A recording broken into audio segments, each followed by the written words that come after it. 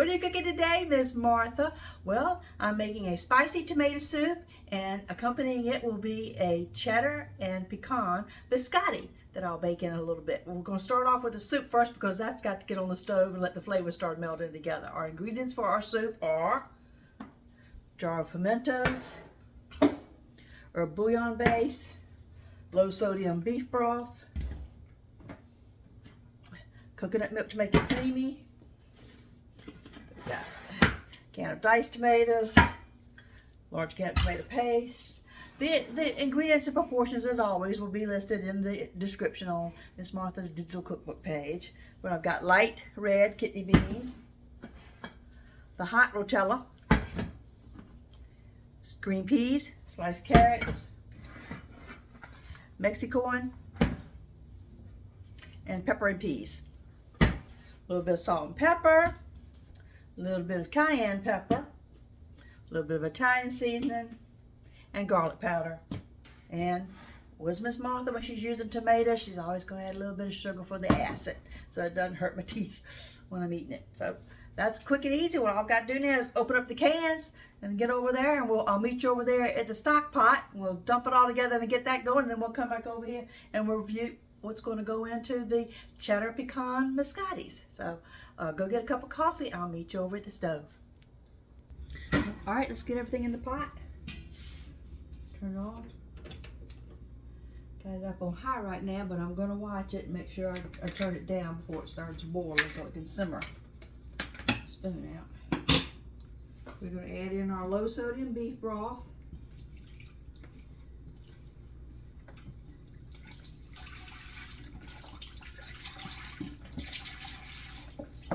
You know, since I'm going to be making biscotti too, in the interest of time, I've already showed you where, so we're going to dump everything in. I'll pick back up when we get to the seasoning. All of the canned goods, and we'll pick back up on the seasoning. All right, let's put our seasoning in. We're going to put 4 tablespoons of the herb-based bouillon.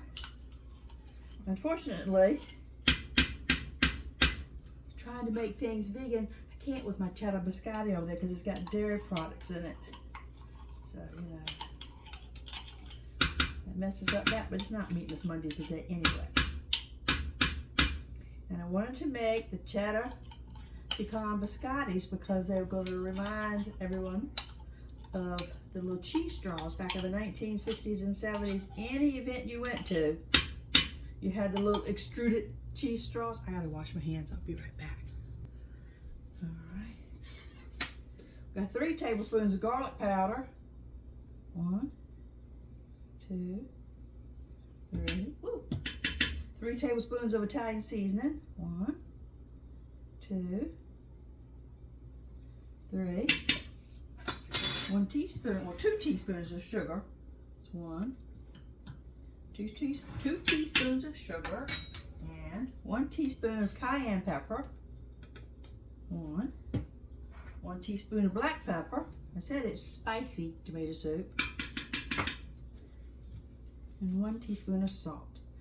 That's all the salt that I need because the bouillon base has salt in it, and I didn't drain the cans this time. Usually I drain the cans, but I counteracted all that by buying low sodium beef stock. It'll work out, trust me. Okay, we'll get this all stirred together. When it comes to a boil, we're going to turn this down, and it'll red up as the tomato paste starts dissolving in here. It'll turn into a lovely tomato soup. Smells good already. My oven is preheated at 330 degrees. Let's go over and start the biscotti. I'll meet you back over at the counter. Okay, let's run through what's needed for the cheddar pecan biscotti. You're going to need a cutting board, a pastry board, a sharp knife. You're going to need your baking trays, parchment paper, and wire racks, and your oven preheated at 330 degrees. We're going to have a wet bowl, a dry bowl, and an add-in bowls, as well as a topping bowl. So you got 4 little bowls. We'll separate all our ingredients, but let's run through the ingredients. This obviously there's a little bit of salt, a little bit of baking powder, a little bit of powdered sugar. And because this is a savory bake, it's a Mrs. Dash no salt table blend. Just a hint of it to accent the cheddar. If you're making them at home, you may want to put more herbs in yours, but I'm trying to keep mine like a classic cheese straw. I don't want it to be like one of those tomato biscotti Triscuits. I guess that's what you say. I don't want it so herby like that. Herbaceous, I guess is the word. I'm using a sweet potato flour, some triple aught flour, and some plain flour because those are what I had on hand. And this is what's making it the cheddar.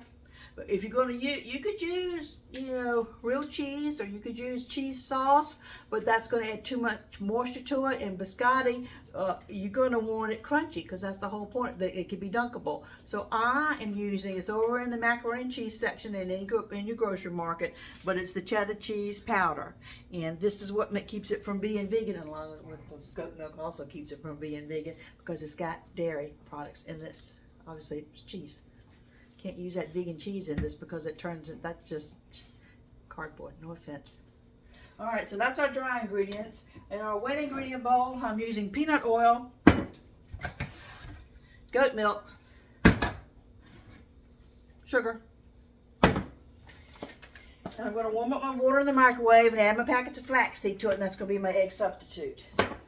Even though, since I'm not trying to keep it vegan, I could have used real egg, too much moisture. This works better.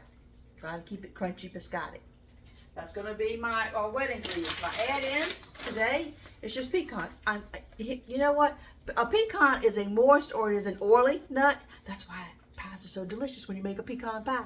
But I'm keeping them as either the whole or the half nuts. If they're chopped up, it's too many surfaces exposed on it to leak out and to bring moisture back to it after you think you've baked it and you've got it crunchy and you set it aside, and all of a sudden you go back over to taste one and it got soggy again because the pecans are still releasing some oil and some moisture into your bake.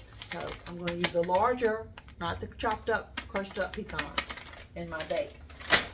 We're going to top it like we usually do with our biscotti, with our raw sugar and our sea salt blend, but the proportions are opposite.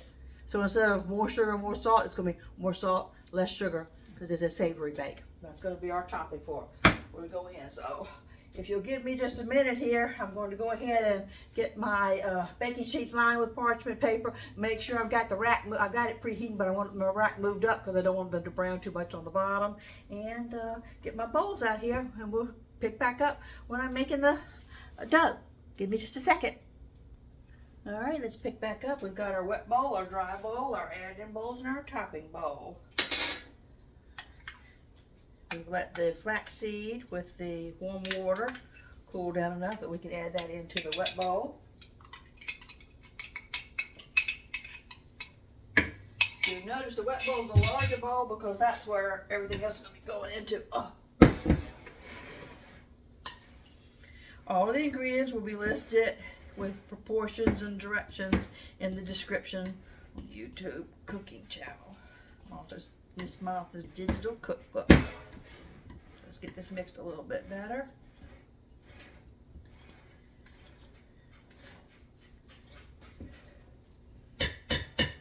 We're just going to start adding from here to there to here to there. Get this mixed a little bit so the sugar will dissolve.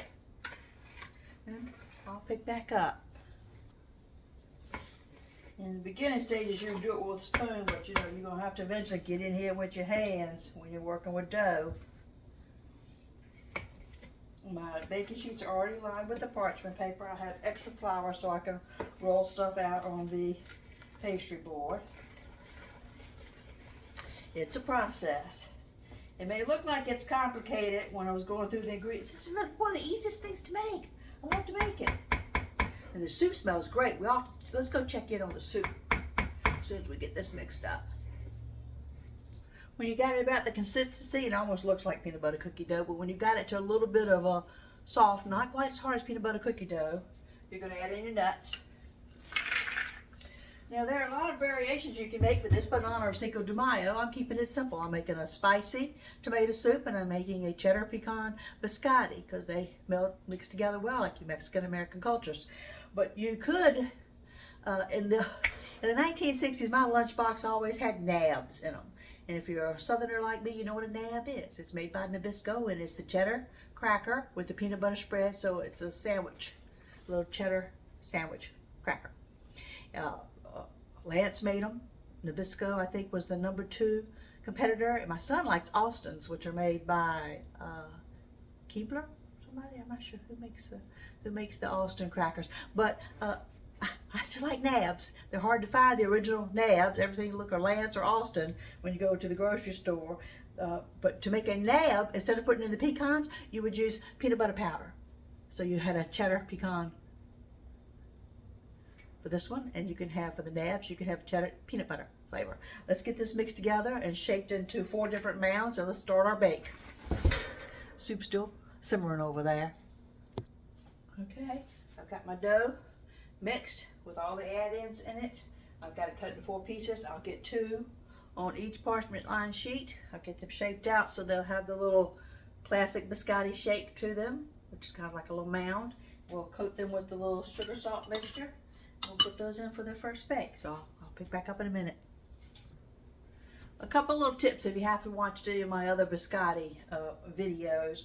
When you're making your biscottis, when you get to this point that you're rolling it out and you have things like whole nuts, like whole almonds or whole pecans in it, you want to be careful with them on the edges because they're just kind of, they'll fall out in the baking and you'll mess up your little pretty little slices when you do it. So you want to be real careful and pat everything in and pat everything nicely. Not beat it really hard down and knead it, but just pat everything firm. And because it's a long baking sheet here, to be able to transfer it, I have to cut mine in half. So instead of just having, you know, we've got 4 pieces here, but I'm going to have 8 bakes because to get them onto the baking sheet, I have to cut them in half so I can transfer them with my extra long spatula I have here now. The last thing we have to do before they go into bake is put a little of the cinnamon sugar mixture. Why do I always call it cinnamon sugar? It is sugar salt mixture. I make a lot of cinnamon rolls. I don't know if I've shared those recipes yet. Yeah. All right, I'll finish this up and they'll go into bake, and then we'll roll out the other batch while these are baking. Look how beautiful they look. All right, cheddar pecan biscottis going into bake. I thought we'd check back in and show you our Cinco de Mayo soup, how wonderful and how beautiful our spicy tomato soup is looking. Can you see? Beautiful. Oh, it smells delicious. If it's a rainy day, or if someone's got a sore throat, or if it's Cinco de Mayo and you've got people that are going out partying, they're going to want something hearty on their stomach. So, spicy tomato soup and chicken pecan biscotti, perfect thing for today. Let's go back over and roll out the rest of our biscottis over there while the first batch is baking. First batch is still baking. Second batch is ready to go in. So I'm going to wash up my cutting board and my knife because I don't need the rolling pin or the flour anymore. This is the part where you can make sure your soup's not sticking to the bottom of the pot. Monitor that and go ahead and get yourself a cup of coffee. Or in my case, it's going to be a Diet Pepsi. Sit down for a second, watch a little Netflix. I believe I'm watching Nevertheless. It's a Korean drama on Netflix right now. I think that's the one that I watch. It's about a guy, butterflies, and a girl that likes him. So you got to monitor the bake because you don't want to get too brown on the bottom. 30 minutes, you got to take your finger, you got to touch them, and they got to start feeling hard like a cracker. If they're still soft, you're going to have to open the door for a minute, let a little of the heat escape, close the door back up, and let them bake another 10 minutes. So don't rush the bakes. They've got to be crunchy on that first bake before they come out. Then they've got to cool really, really well before you slice them at the diagonal to make the biscotti shapes. Then you're going to lay them back down flat, and they're going to go back in for the second bake. And that's also, you've got to give them plenty of time. So I may just say 30 minutes on the recipe, but it may take 35. It depends upon your altitude and the weather of where you are right now. So I'll see you in a few minutes. I'm going to get that Pepsi. I'm parched. Any second now it's going to beep.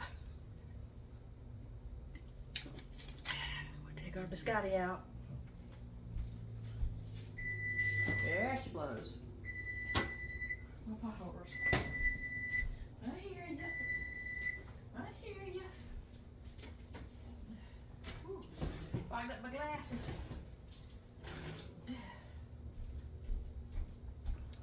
How beautiful they look. Let's put those over here to cool. Put the next batch in to bake. Time of 30 minutes.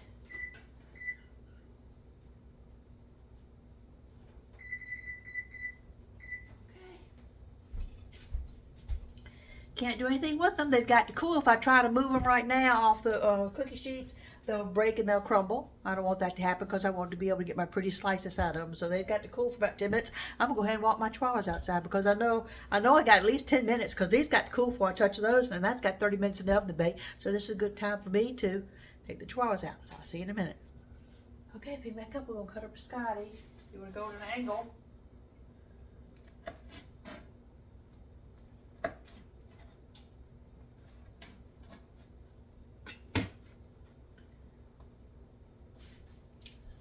Pretty that looks. It hasn't had its second bake yet. I got to finish slicing all these up.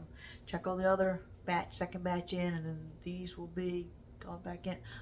Oh, I still got more work to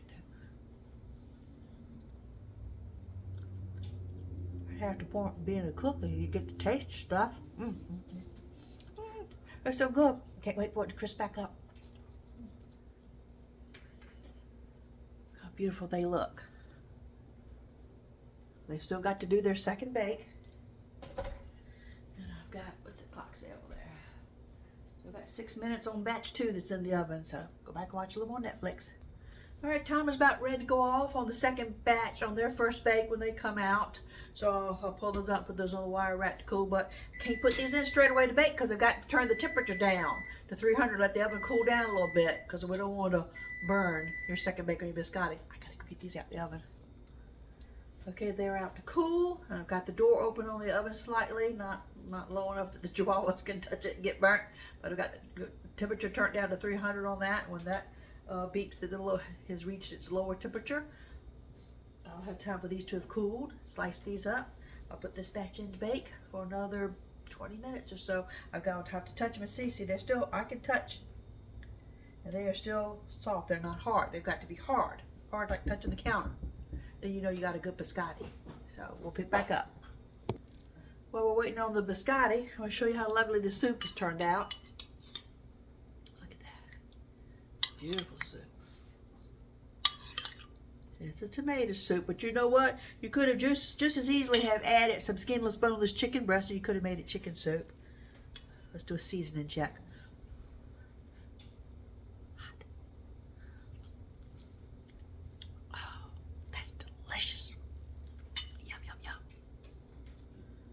Okay, we've let this cool for a minute. We're going to slice up our second batch. Same thing, you're going to go at an angle, a little bit less than an inch. Show you how beautiful they look. Cheddar Pecan Biscottis. They still got to go in for their second bake. So I'll finish slicing these up, and let's see, we've got 15 minutes on the clock still on the second bake of the first batch. They'll come out. Set those aside to cool. Never put your biscotti away in an airtight container until it has cooled thoroughly, because if you close that up, the condensation, all this hard work of all this timing and touching and making sure it's firm enough and it's baked long enough, and you had the temperature low enough that you didn't burn them, is ruined. Because the condensation will just get back into the cookie and it's a soggy mess. We want these crunchy so we can dunk them in our delicious Cinco de Mayo spicy tomato soup over there. So, gotta get slicing here. See you in a minute. I'm so glad I still got all 10 fingers. This is a very sharp knife. You do need a really sharp knife to slice biscotti. All right, we're at the homeward stretch here. Here's the second batch all sliced up. Beautiful. They have to go back in for their second bake. So I've still got 5 minutes on the first batch second bake, and these will go 20 minutes. So it's now 3:30, 4 o'clock. Yep, right on schedule for about the time my husband comes home. And when I take the last biscotti out from their last bake, I'll go ahead and I'll cut the soup off. I've been letting that reduce down to thicken up the whole time. Although it was ready right away because it's just canned stuff. If garden season had been more willing, or I was cooking this later in the year and my vegetables were ready, I would have not had to use canned vegetables. I could have used my garden vegetables. And that would have taken this long for them to cook. Or if I had added chicken to it, the soup would have taken longer to cook. So I'm so proud of myself. I didn't have a single break on my biscottis. That's because you took care with the rolling out in the first place and making sure the nuts were all secure and they're nestled in their dough. I got 96 biscottis. That's not really a fair comparison because some of them are 3 inches and some of them are 8 inches long. My husband, he's gonna go for the nice long ones because he just, it's more dunking if you have the longer biscotti. All right, see you in a minute when we'll finish up with all the bakes. Okay, the first batch has had their second bake. It's getting ready to beat for me to bring, just so you know, I checked them at the 30-minute mark and they were still a little bit flexible. When you touched them, I wanted them harder than that, so they had the whole 45 minutes on their second bake. Let's get them out. Hush, hush, hush. Ooh. There we go. Whoops. Can you see how gorgeous they look? You can see the difference between the two. Now these have got to go in for their second bake. That's going to be another 45. I can't leave the camera phone paused for another 45 minutes. I'll run out of battery. I'll just let the thumbnail be the finished product. Thank you for watching. The full recipe will be in Miss Martha's description on my digital cookbook page at YouTube. I've enjoyed baking with you. Happy Cinco de Mayo. This is a wonderful, wonderful dish to serve up for a party. Be safe. God bless.